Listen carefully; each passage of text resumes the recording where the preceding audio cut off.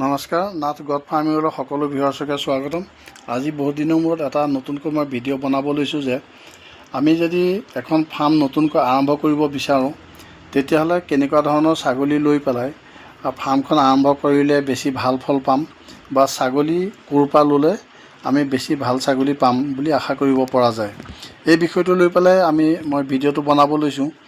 যদি ভাল লাগে তেতিয়াহ'লে চেনেলটো ছাবস্ক্ৰাইব কৰিব আৰু ভিডিঅ'টো লাইক কৰিব বুলি আশা থাকিলে। চাওক, এতিয়া বাৰিষাৰ সময়ৰ লগে লগে ছাগলী বিভিন্ন বেমাৰ আজাৰে আগুৰি ধৰে। তো এনেকুৱা সময়ত যদি আমি বজাৰৰ পৰা ছাগলী লওঁ তেতিয়াহ'লে বজাৰৰ পৰা ছাগলী ল'লে সেই ছাগলীবোৰ ভাল হ'বই বুলি আশা কৰিবলৈ নোৱাৰি।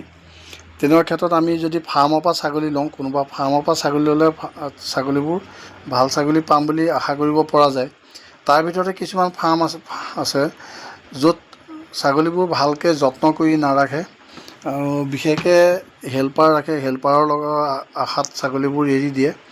আৰু তেনেকুৱা ফাৰ্মত গ'লে আপোনালোকে নিজেই গম পাব যে ছাগলীবিলাকে ইফালে দুজনীমান জোপোকা মাৰি আছে, সিফালে কাৰোবাৰ হাগনি হৈ আছে, কাৰোবাৰ নাকেদি শেঙেনি ওলাই আছে, কিবা এটা বিভিন্ন ধৰণৰ বেমাৰ দেখা পোৱা যায় ফাৰ্মত।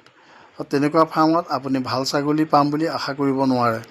যদি আপুনি ভাল ছাগলী ল'বলৈ ইচ্ছা কৰে তেতিয়াহ'লে বিশেষকৈ যিবিলাক ফাৰ্মত কম ছাগলী পুহিছে আৰু গৃহস্থই নিজে চকু কাণ দি পেলাই ছাগলীবোৰ পুহি আছে, তেনেকুৱা ধৰণৰ ফাৰ্মৰ পৰা আপুনি ছাগলী লওক, যাতে বেমাৰ আজাৰ নাথাকক, সুস্থ হওক, তেনেকুৱা ধৰণৰ ছাগলী লওক।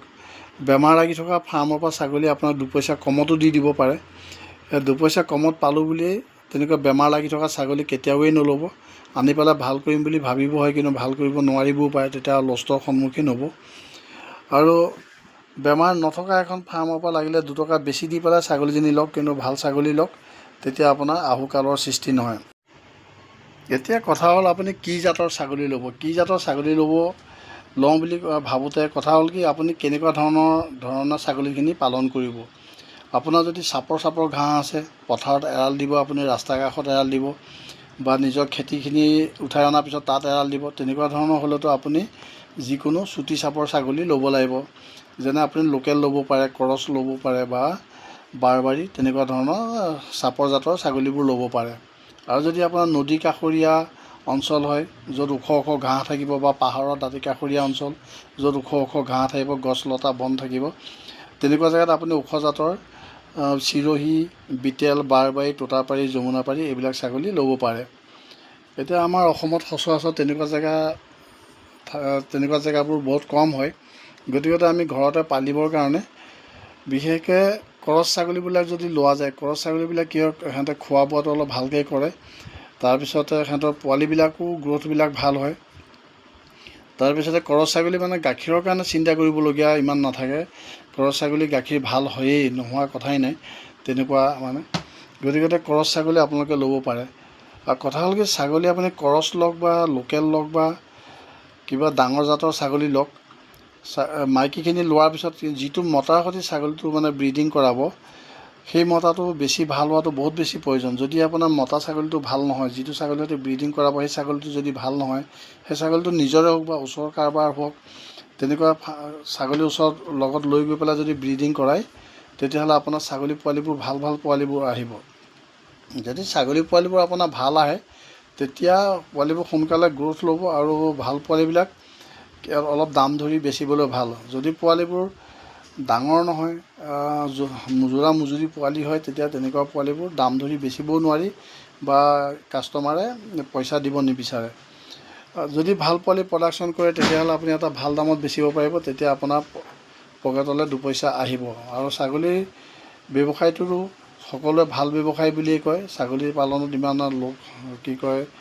ক্ষতি নাই, লাভজনক ব্যৱসায় হয়। কিন্তু ভালকৈ কৰিলে তেতিয়াহে লাভজনক ব্যৱসায়, যদি ভালকৈ কৰিব নোৱাৰে তেতিয়াহ'লে লাভজনক ব্যৱসায় নহয়। আৰু ফাৰ্ম এখন কৰিব গ'লে আপুনি কিন্তু ছাগলী যিয়েই নলওক, পৰাপক্ষতে নিজৰ কাৰণে ব্ৰিডাৰ এটা লৈ লোৱাটো বহুত বেছি প্ৰয়োজন। আৰু ব্ৰিডাৰটো নিশ্চয়কৈ ভাল হ'ব লাগে, ওখ ডাঙৰ হ'ব লাগে।